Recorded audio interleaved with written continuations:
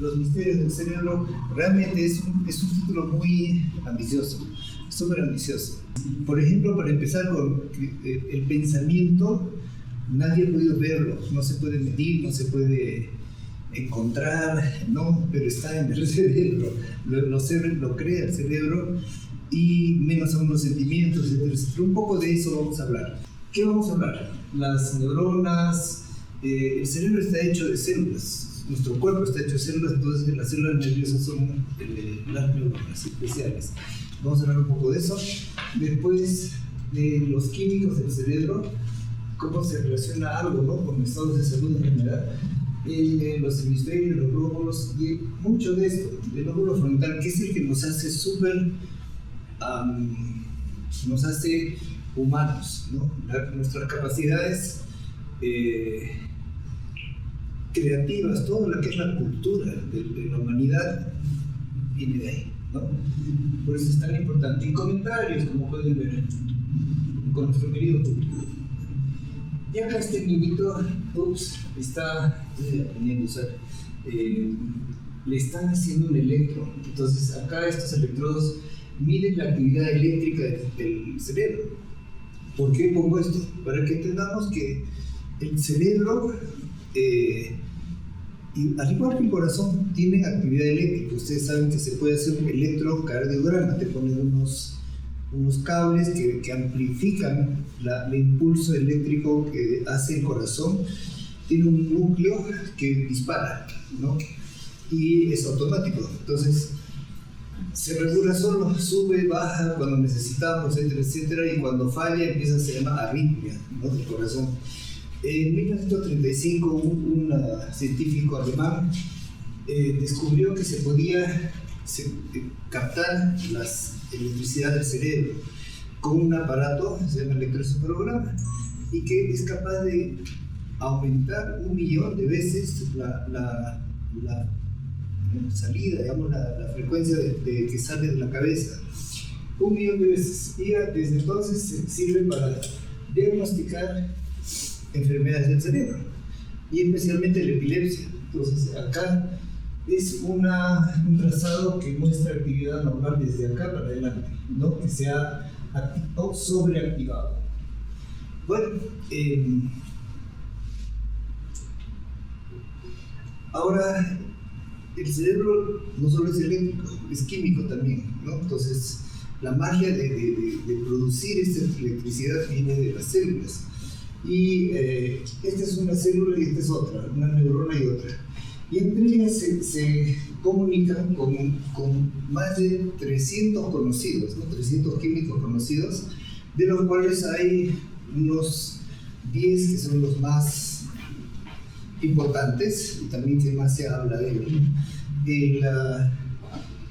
Y bueno, esto enseño en la universidad, que cómo se forman, cómo se almacenan acá, y después cuando hay un impulso eléctrico por cambio de iones, se libera un químico. Esta es la parte eléctrica y esta es la parte química.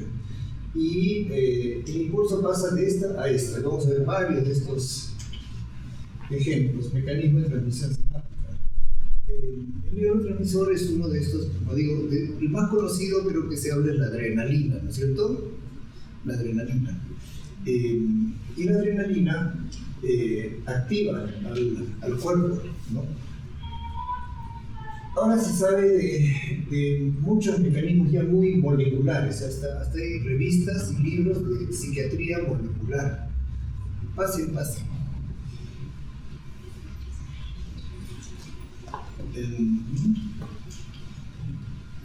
Y aquí hay varias láminas donde explico que tiene que ver con receptores, ¿no?, una molécula que sale, que activa esta célula postsináptica, y que eso, imagínenselo multiplicado por miles de millones de veces lo que está ocurriendo en nuestras neuronas, ¿no?, dentro del cerebro. Y vamos para adelante, siempre adelante. Este es uno de los químicos más conocidos, que se llama serotonina. Y este es uno que nos permite estado de tranquilidad, de paz, de serenidad, controla el sueño, controla el hambre también. Y siempre hay esta lista de eventos, son desordenados, ¿no? Como el triptofano es un aminoácido que está en nuestra comida, en las proteínas, por ejemplo, huevo, leche, queso, etc. Es captado y acá se sintetiza finalmente esta molécula. Y sigamos. Y estas dos neuronas he puesto para que se vea la complejidad de la parte química del cerebro, de la parte que a la vez están funcionando varios sistemas de químicos del cerebro, haciendo que podamos pensar, sentir, enojarnos, alegrarnos, llorar, todo. Es tan complejo que una neurona acá activa y viene otra por acá y la inhibe. Y acá vemos ese ejemplo, ¿no? Esta está activando esta, pero esta está a su vez frenando la otra. Entonces, es un sistema sumamente complejo. Bueno, ahora es necesario hablar de un concepto evolutivo, es muy importante, porque este complejo sistema de químicos del cerebro, efectivamente, ¿no?, de autorregulación, no ha aparecido al azar, ¿no? Entonces ha sido el producto de millones de años. Adelante, pase.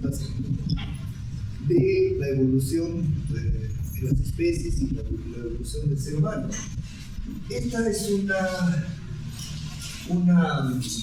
lámina que muestra que nuestro cerebro mantiene 3 niveles de estructura. Nuestros antepasados probablemente descendemos obviamente de monos, ¿no?, antropoides, y ellos a su vez de mamíferos y otros que en alguna época tenían 4 patas, pero hace millones de años, ¿no? La cosa es que se llama, esta lámina representa que sobreviven ahora en nosotros 3 niveles de la evolución en el cerebro. Esta parte roja y lila es el complejo reptiliano. Eso es una área que tienen en común todas las especies, ¿no? Y que su función es la sobrevivencia, como explico, es funciones automáticas, ni las pensamos. Acá está el control de nuestra respiración, nuestro corazón, todo, ¿no? El ciclo de dormir, de despertar, etc. Esta parte activa a esta parte, que es la parte de la corteza. La siguiente parte, los animales mamíferos, es el sistema límbico, donde se desarrollaron en la evolución emociones. Y ustedes saben que nuestro perrito, gatito, tiene emociones, se alegran, mueven la cola, ¿no?, saltan, todo eso, ¿no? Entonces eso está a ese nivel en los mamíferos y hasta muchas especies, ¿no? No voy a entrar en detalles, pero lo que verdaderamente es sorprendente es el enorme crecimiento que ha tenido el cerebro, lo que se llama la corteza cerebral, y en 2 hemisferios que están así mitad del cerebro, y que ¿por qué están arrugados? ¿Saben por qué están arrugados? Porque como ha crecido dentro de una bóveda craneal que es limitada, porque si no hubiéramos sido cabezones, súper cabezones. Se ha tenido que enrollar en sí mismo, se ha enrollado como mi mano así, ¿no? Se ha enrollado en sí mismo para ocupar menos espacio. Entonces, en resumen, esta es una parte instintiva, reptiliana, automática, ¿no? Controla funciones del cuerpo que no podemos controlar y tiene que ver un poquito también con nuestras reacciones, ¿no? Es la parte emocional, pues nos enamoramos, nos enojamos, nos alegramos o entristecemos, porque hay mecanismos y lugares donde las neuronas activan esa percepción, entonces las percepciones emocionales. En esta lámina también es un conceptito evolutivo, pero ya no de las especies, sino del ser humano. acá vemos, dice este inglés, ¿no? Que la corteza prefrontal, que es la parte de delante, que después vamos a hablar un poco mucho más de esa, ¿sí? Madura tarde en el desarrollo.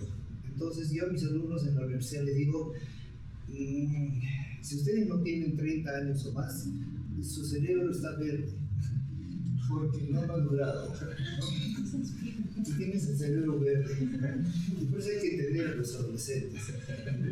Este es una early childhood, es la niñez temprana. Se forman gran cantidad de conexiones. Se piensa que hay muchas más en un niño de 5 a 10 años, mucho más, 10 veces más que en un adulto. Qué raro, ¿no? Siento que el niño no ha aprendido nada todavía, apenas se controla y todas esas cosas. Pero así la naturaleza, porque en la adolescencia hay un recorte, se van recortando, prune away, dice, ¿no? Y la corteza prefrontal no alcanza su madurez hasta los 20, 30 años. Entonces se habla de adolescencia tardía, 20 a 30 años. Acá se ve cómo se reduce el exceso de conexiones nerviosas o sinápticas de acuerdo a edades. En cambio, la corteza visual no tanto, empieza con 2.2 billones de conexiones y acaba con 2. En cambio, este empieza con 3.1 y acaba con 2.6. ¿Se dan cuenta? Bueno, ¿y por qué actuamos como actuamos? Hay una parte del cerebro que está diseñada para tener recompensa, gratificación, agrado por cosas naturales, pero en esas mismas entran sustancias o drogas que no son hechas por el cuerpo. Esto muestra las áreas amarillas son las áreas que están más activas, se llama sistema de recompensa. Esto es en la corteza, en lo que se ve por afuera. Y les decía, hay dos hemisferios, ¿no? Aquí está mirando hacia este lado, la nariz está acá, este es el lado izquierdo. Está mirando al otro lado, es el lado derecho, ¿no? Y en las partes amarillas hay una alta actividad de al ver algo y pensar en algo, sentir algo que nos gusta. ¿Qué puede ser? Amor, comida, sexo y también drogas, ¿no? Desde el cigarrito hasta drogas fuertes, ¿no? Ilegales. Pero lo más dramático es esto, que adentro, en las áreas que les mostraba antes, de la parte emocional, las sustancias, los psicotrópicos, las drogas, activan, secuestran áreas del cerebro que están hechas para sentir placer por la comida, por enamorarte, por sobrevivir, pues, ¿no? Porque si no hubiera comida, no hubiera sexo, no hubiera sobrevivencia, ¿no es cierto? Entonces ese es un concepto evolutivo que está instalado en nosotros. Efecto de la cocaína en el cerebro: una persona control de referencia, 1 mes después de cocaína y 4 meses después. Se ve que la actividad roja ha bajado notablemente y se mantiene hasta varios meses después. O sea que, por tanto, usar un psicoestimulante secuestra las neuronas y los receptores se encogen, como les mostraba las dos neuronas, ¿cierto? Los receptores, cuando hay sobreestimulación, yo era fumador, he dejado de fumar, y cuando dejaba de fumar sentía la abstinencia. ¿Por qué? Porque mis receptores estaban hiperactivados a la nicotina, ¿no? Y después de un tiempo estaba sin nicotina, haciendo protesta. Entonces puede contribuir a la falta de control en quienes consumen cocaína. Y acá, esta lámina muestra una sinapsis, o sea, una conexión química entre dos neuronas. Y acá muestra varios colores de químicos. Entonces, ¿qué se sabe en relación con estudios de la salud mental, por ejemplo, ¿no? Y la enfermedad? Que la serotonina se relaciona con la depresión, la adrenalina también, y la dopamina con muchas cosas, incluida depresión también, pero estas tres tienen que ver con depresión, pero también la manía, es el estado eufórico del trastorno bipolar. Guarden sus preguntas para más luego, va a ver. El trastorno bipolar, bueno, es la misma persona, o sea, yo puedo ser bipolar cuando me voy a una depresión, que no me levanto de la cama y ya estoy muy mal, o estoy hiperactivo, o sea, ¿qué cama? No me meto en cama, todo el día correteando, haciendo cosas, etcétera, etcétera. Está relacionado la falta de dopamina con la enfermedad de Parkinson y el exceso de función en unas partes del cerebro con esquizofrenia. Son cosas ya comprobadas, ¿no? Y que la acetilcolina es una neurotransmisor muy antiguo en la evolución y que está relacionado con todos los músculos. Curiosamente, desde que éramos un animal así chiquitito, tenía que moverse, ¿no? Entonces, creó el cuerpo, guiado por la naturaleza y la sabiduría de Dios, este químico que mueve los músculos, pero también graba memorias, porque si no, ¿para qué voy a ir si no sé a dónde voy, no sé a dónde he ido? Entonces, el mismo químico tiene la función de la memoria y del movimiento muscular, y en la demencia se sabe que disminuye su función, ¿no? Pues tiene su lógica, ¿no? Acá es para mostrar lo complejo que es nuestro cuerpo, que hay una hormona que controla el agua, ¿no? Nuestra sed y eliminar agua, el reciclar el agua. Y es una hormona que todo el tiempo producimos desde el cerebro. Se libera de esta glándula hipófisis que está acá y se va a los riñones, y en el riñón es que trabaja desde el cerebro hasta el riñón todo el tiempo, y hace que cuando hay mucho calor se libera más hormona para retener el agua, porque hay mucho sudor, ¿no es cierto? O cuando hay mucha actividad, etcétera, etcétera. Se habla de esta función asociada neuroendocrina, porque funcionan en paralelo. A veces explico en clase que el desarrollo del cuerpo es cuando sale la hormona de crecimiento, pero a cierta edad, y después sigue saliendo, pero solo para mantener los órganos. Y así, sigamos. En esta lámina empezamos a hablar ya del cerebro misterioso y mágico. Es in English, pero le voy a explicar, que habla de la corteza prefrontal, esa parte que decía que es la última en madurar. En realidad madurar quiere decir que se forman conexiones y que tienen los cables cubiertos de una sustancia llamada mielina, la mielinización. Cuanto más hay, mejora la transmisión de esta grasita, es una grasa, ¿no? La mielina. Esta parte, corteza prefrontal, regula el pensamiento, las acciones y emociones. Y estas son respuestas pensadas, o sea, mindfulness, ¿no? Meditadas. En cambio, en la persona estresada, hay una parte que se llama amígdala, que es el núcleo emocional de nuestro cerebro. Nos enamoramos y enojamos y ponemos furiosos con la amígdala, y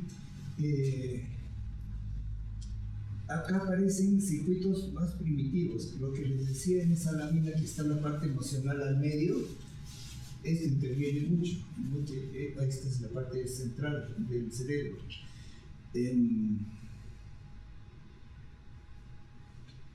Sigamos. El lóbulo frontal, cerebro ejecutivo, vamos a hablar de estas funciones. Y esa parte prefrontal que vuelvo para atrás es esta, ¿no? Se llama prefrontal, todo es lóbulo frontal. Pero esta partecita es motora, es una tira que va de arriba abajo, que es donde se disparan neuronas que bajan cables que bajan a la médula, y la médula hace que mi brazo, o sea, de la neurona mueva mi brazo, ¿no?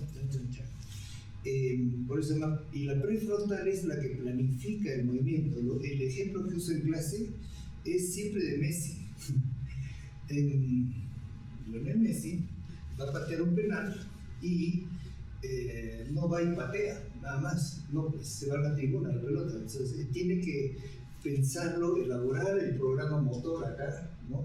Está mirando al arquero, dónde está parado, hacia qué lado se va a tirar, etc. Y prepara su carrera y la patada con fuerza, velocidad, dirección, todo eso en esta parte. Y la parte motora simplemente ya es la carrera y pum, la patada y gol de Messi, ¿no? Tiene que ver con pensamiento, tiene que ver con personalidad, como vamos a ver enseguida, aprendizaje. Felizmente hay un reloj, entonces ahí está Petro. Voy a estarme controlando para tratar de terminar el tipo 8, con preguntas y todo. 20 minutos más. Memoria de trabajo quiere decir mantener en la mente algo que tenía que hacer, dónde estaba yendo, me voy a la cocina y para qué venía, ¿no? Esa es memoria de trabajo que no está bien. Atención y falta de atención. Tiene que ver con la creatividad, una cosa tan humana, ¿no?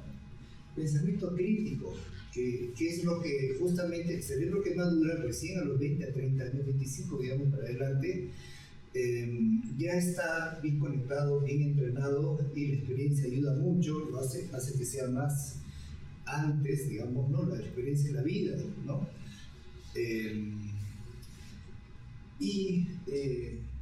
Se lleve a funciones como liderazgo, comunicación, capacidades de llevar adelante. El pensamiento abstracto es otra parte creativa. Metapensamiento ya no es sobre algo real, sino cómo serán los matemáticos, los físicos, las fórmulas que hacen. Estaba viendo un pequeño videito de la guerra de Ucrania y una mujer que se ha hecho famosa en Ucrania por francotiradora, porque ella de joven era, digamos, competía con tiro blanco, ¿no? Viene una guerra y antes ya se había dedicado a otras cosas y la llaman, dice, venga al ejército, prepárese, y ella se prepara y se va a la guerra y dice, ay, cómo no he estudiado bien geometría, física, etcétera, porque para hacer un buen disparo tienes que tomar en cuenta el viento, la atmósfera, no sé qué tantas cosas, ¿no? Y tenerlas todo el tiempo activas, ¿no? para que salga bien el disparo, ¿no? Ahora vamos a hablar de unos 2 o 3 casos clínicos, de lo más sorprendente, no se lo pierdan. Este señor se llamaba Phineas Gage, ha pasado en la historia desde 1860 más o menos, un poco menos. Bueno, nació en el año 23, pero ¿quién era? Vivió en Nueva Hampshire, Estados Unidos, era ferroviario, obrero de ferrocarril, capataz, era un hombre eficiente, casado con hijos. Y trabajaba tendiendo rieles. Y para tender las rieles nuevas tenía que volar las piedras, pues porque la riel no puede estar así, ¿no? Pero no va a pasar. Y tenía que poner polvo de los agujeros de las rocas y con esta barra con punta hacer los huecos. Pero un día dice que se olvidó el 13 de diciembre, es un día histórico, ¿no? Estaba trabajando en esta construcción de líneas, se olvidó poner arena en el agujero y hubo una explosión. Y esa barra que tenía en la mano explotó y le entró le entró por debajo del ojo y salió por el medio de la cabeza así, y la barra voló como 10 metros, y una barra pesada, ¿no? Entonces, desmayado al piso, los compañeros asustados, y ya se murió. No, se paró y habló, sangraba y todo, entonces le llaman al médico, en esa época no había antibióticos, es un milagro que se recuperó.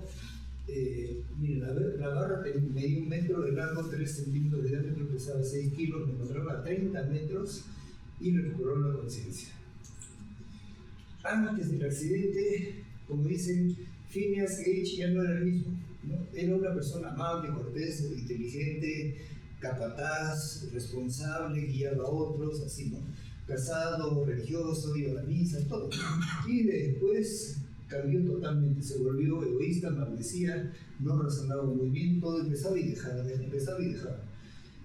quiso continuar con el trabajo, pero lo dieron de baja. Dice la historia que acabó trabajando en un ferrocarril en Chile. Se vino de Estados Unidos a Chile, trabajó varios años, tuvo convulsiones, volvió a Estados Unidos y vivió con su mamá hasta que se murió.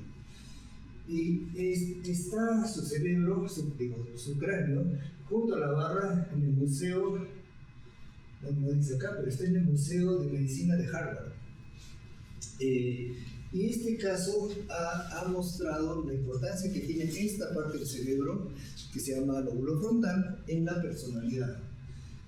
Y han habido más casos donde personas que tuvieron daño de este lóbulo cambiaron su personalidad, como ya les he mostrado, ¿no? Era disciplinado y ordenado y se volvió irreverente, como niño, irresponsable y todo. Sigamos. Otro caso. Acá tenemos una persona que le ha crecido un tumor en el que de las meninges, son capas que tiene el cerebro, que no es tumor de cerebro, sino de las capas, pero desgraciadamente no es maligno, pero ocupa espacio, no aprieta y hace daño acá. En el hospital San Juan de Dios hemos tenido un caso que llegó con un tumor como acá al medio de los dos hemisferios. Entonces ahí tenía espacio para empujar, ¿no?, los dos hemisferios, pero la señora nos la mandaron de Cosmil con diagnóstico de depresión, ¿no? Era una señora que estaba en su cama, así apagada, no hablaba, no tenía iniciativa, no tenía ganas de nada, estaba así. Y vemos que no respondía a antidepresivos, que no era un caso típico, entonces teníamos neurólogo la vio y dijo, no, hay que pedirle tomografía. Y en la tomografía sale una bola así, tamaño de un limón, ahí que adelante. Y lo devolvimos a 2000, dijimos, por favor, diagnostiquen bien, y la tratan, la operaron, y 3 meses después vino bien vestidita, arregladita, feliz de la vida, y agradecernos porque le habían diagnosticado bien su tumor, que se lo sacaron y listo, eso fue todo. Pero en este caso, lamentablemente, el caso que les voy a mencionar, una lesión que causa que un hombre ya no pueda decidir qué restaurante escoger, decidir qué pedir del menú, demoraba en hacer cualquier cosa, acá está el menú, cualquier tarea, hasta peinarse, cambiarse, ir a escoger este restaurante, no, al otro, y así. Y cuando estaba ahí, pues no podía escoger. ¿Y por qué? Vamos a explicarles. A él le salió un tumor en esta parte baja del lóbulo frontal, que es más o menos cerca donde el Phineas Gage le pasó la barba. Y lo tuvieron que operar porque era un tumor que estaba creciendo y quedó un hueco que se llama de líquido cefalorraquídeo, y si se mira de arriba, el hueco era más grande acá que en el lado izquierdo, después de la operación, ¿no? Y este caso fue estudiado por un famoso neuropsicólogo, un clínico muy famoso, Antonio Damasio, que tiene muchos libros excelentes sobre la conciencia, el cerebro, la evolución, etcétera, etcétera.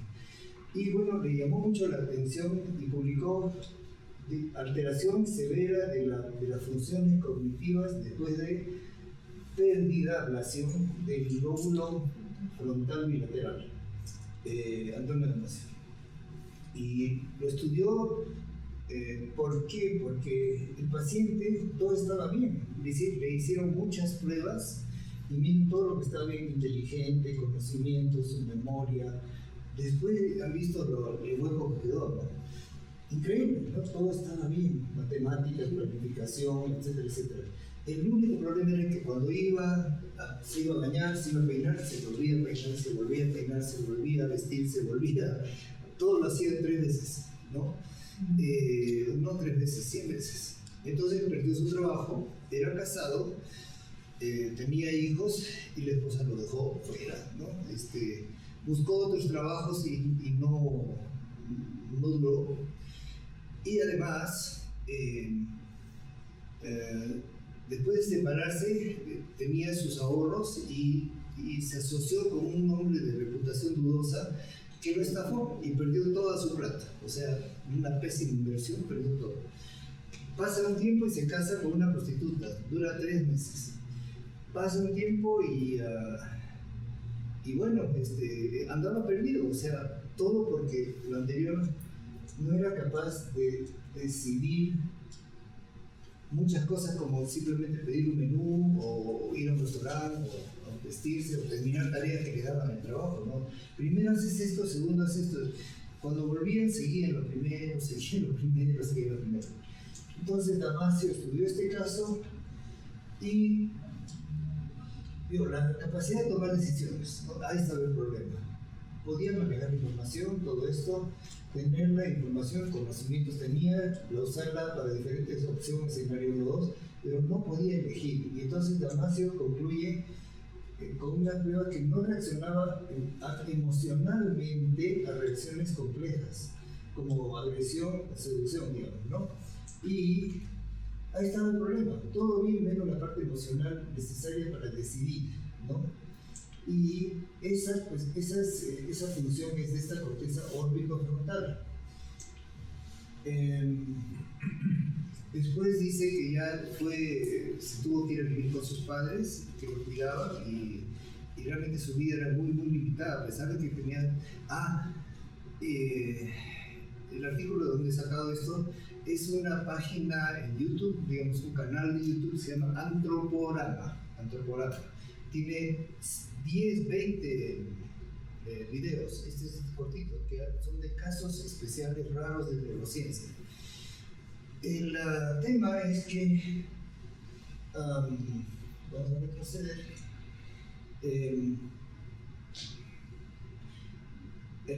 la discusión de este video es de que cuánto se piensa que es más importante, la razón o la emoción.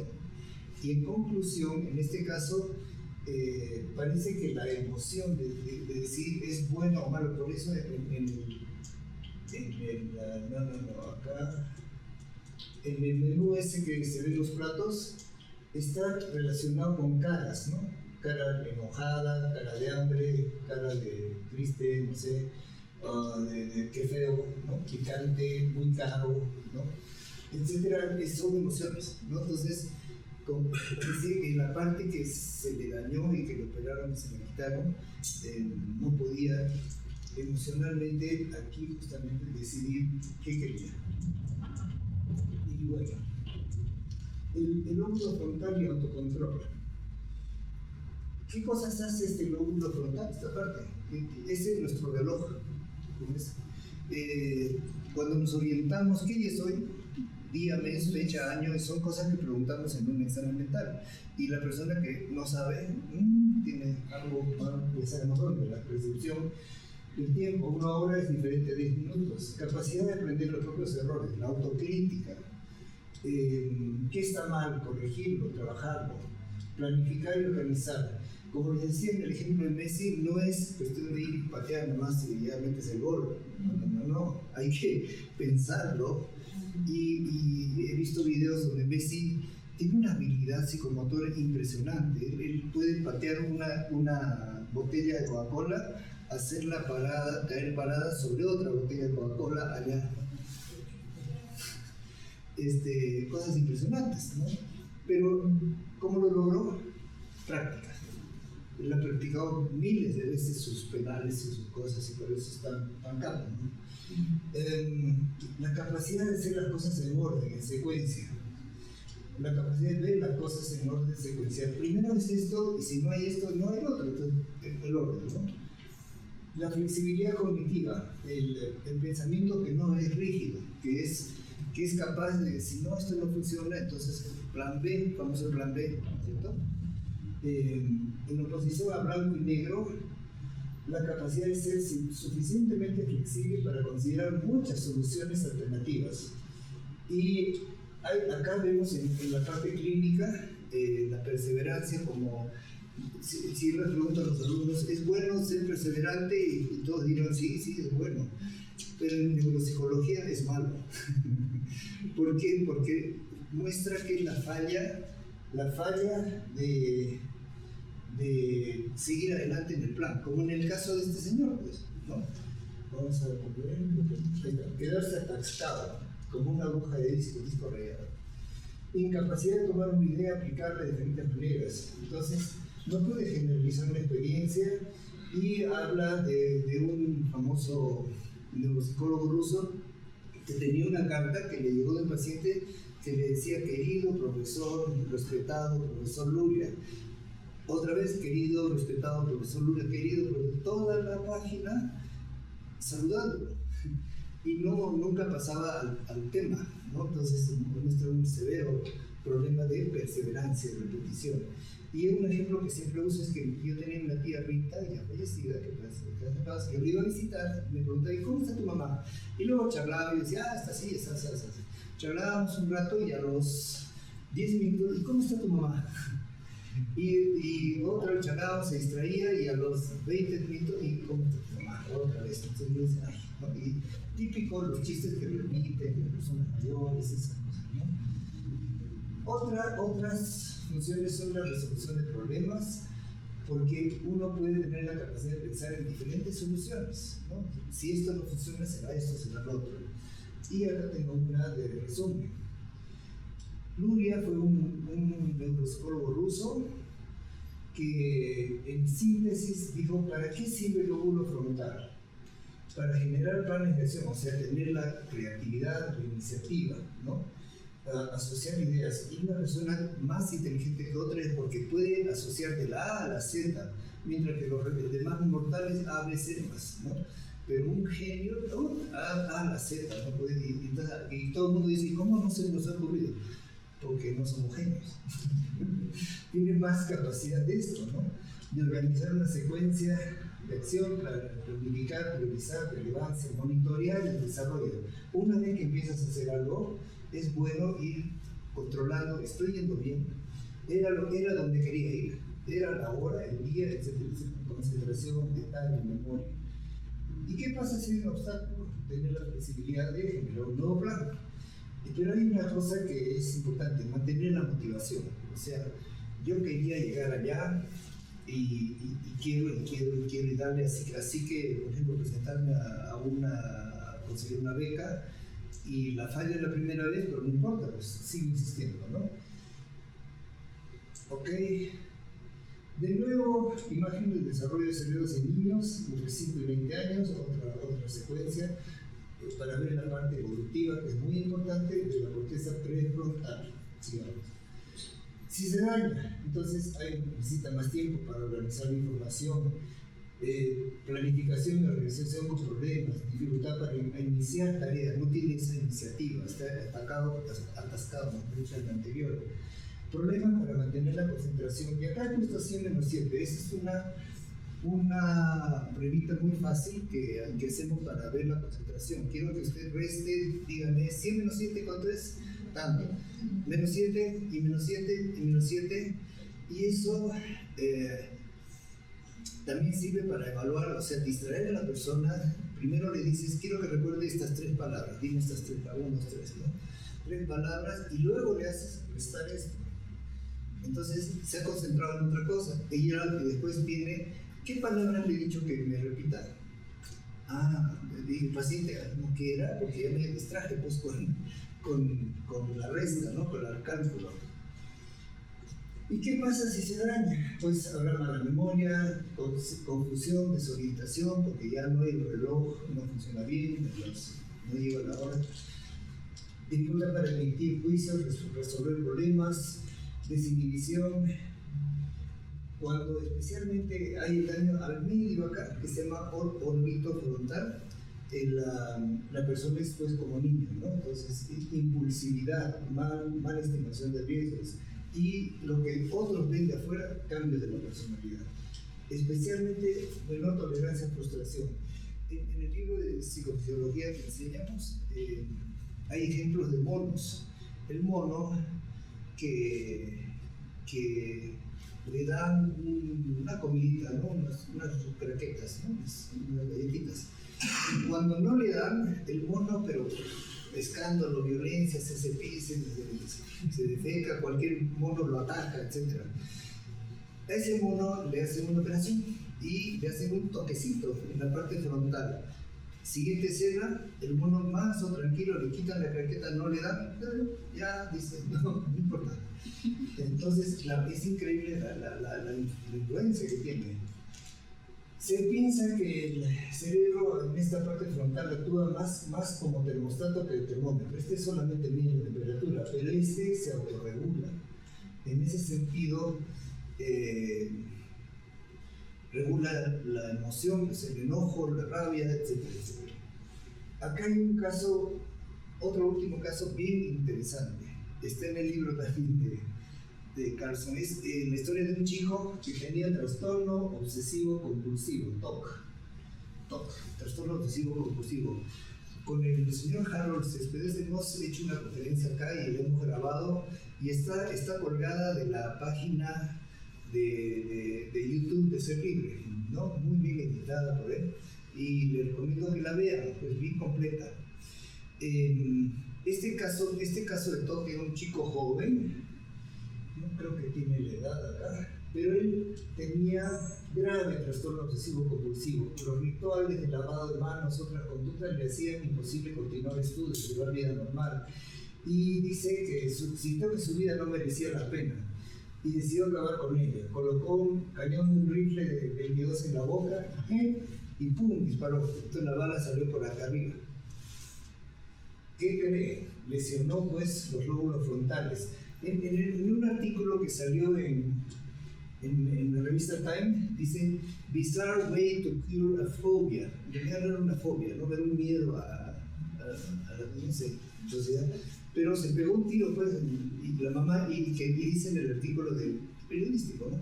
La mamá ya anda, pégate un tiro, y fue y se pegó un tiro. Bueno, entonces, ¿qué pasó con él? Sobrevivió. Se asombró a ver que sus compulsiones habían desaparecido. Afortunadamente el daño no perjudicó otras capacidades de hacer planes, llevarlos a cabo, volvió a la universidad, terminó estudios, encontró un trabajo, su inteligencia, CI, cociente intelectual, no cambió. Y dice, la cirugía habitual que se hace hasta ahora en Europa, en Alemania, en Inglaterra, etcétera, para casos refractarios de TOC, trastorno obsesivo, que ya no responden a medicamentos y bueno, no hubiera sido menos peligrosa, imprecisa, pero no, difícil que tenga mayor éxito. Es increíble, ¿no? Un caso histórico. Ama la vida que tienes para poder vivir la vida que amas. He encontrado este dicho de Hussein Misha. Y bueno, hay que seguir en la vida haciendo malabares en la cuerda floja, ¿no? Han visto el tema de los accidentes, cómo estamos en la cuerda floja todos, cualquier persona que pasa algo. Pero no hay que ser pesimistas, más bien hay que vivir disfrutando de lo que hacemos. Eso nos va a mantener con vida y eso sería todo. Muchas gracias.